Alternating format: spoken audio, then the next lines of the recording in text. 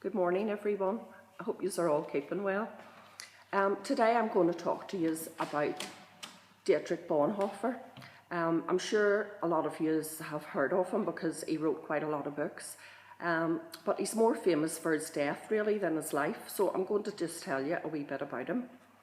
He was actually born on the 4th of February 1906 in Breslau, which was then Germany, but it's now Poland. He came from quite an influential family. His father, Carl, was a psychiatrist, and his mother, Paula, was actually the granddaughter of the great Protestant theologian, Karl von Haas. And because of his family's values and beliefs, he had a very high standard of education.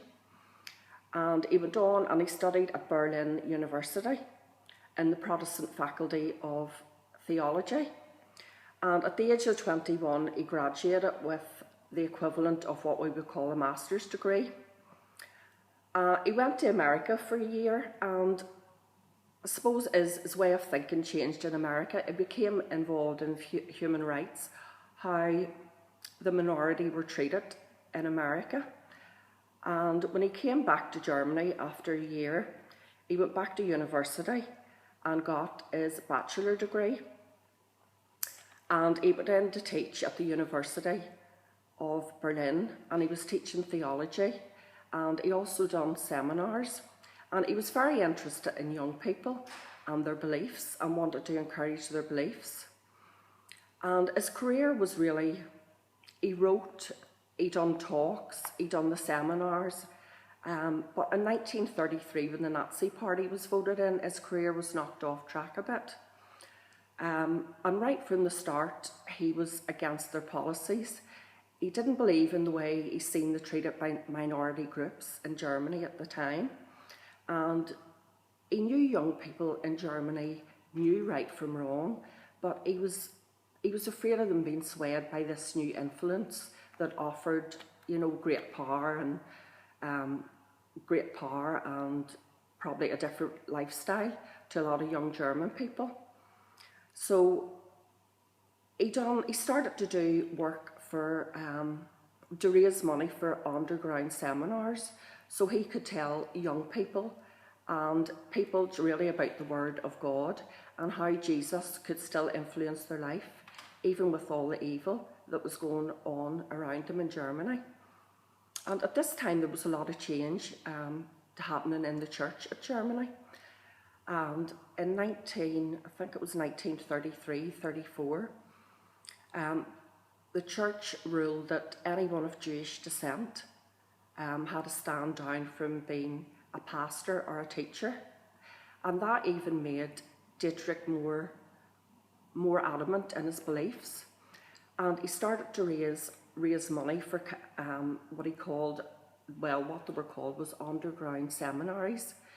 And for 2 years he travelled in East Germany from different villages, really preaching the Word of God, saying that people could still believe in the Word of God and carry out good things, even though all the evil that was happening around them in their country.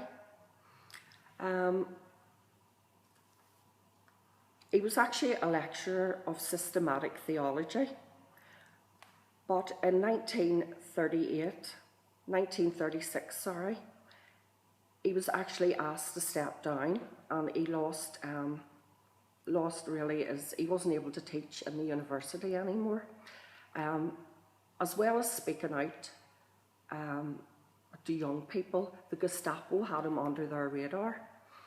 They banned him as a pacifist, but he was also an enemy of the state. And his teaching licence was revoked. And everything then was happening underground.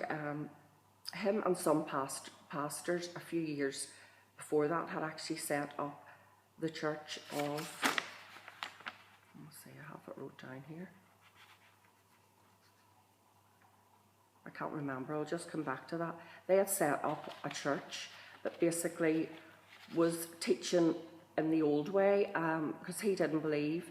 And the group of pastors that set this church, the Confessing Church, that was it, Him and the pastors that set that up didn't believe in the way the Nazis wanted the Bible preached, basically. When his licence to teach was revoked, he went underground, basically. He got in touch with the resistance and he done work for them. I don't know if he was spying for them or what, but he was really against the Nazis and what was happening. He was actually arrested then on a charge that he had helped what they called Operation 7, that he had helped a small number of Jews escape across the border from Germany into Switzerland. And he was held for a while in a prison camp, and then he was moved to another prison camp. But even when he was there, he still preached the word of God. And he actually was just, whenever he was hanged, he was only 39, and he was hanged with 6 other people, and he was charged with being an enemy of the state and also in a plot to kill Hitler. Whether that's true or not, you know, you can look it up on Wikipedia. There's quite a lot about him, but none of this was ever proved.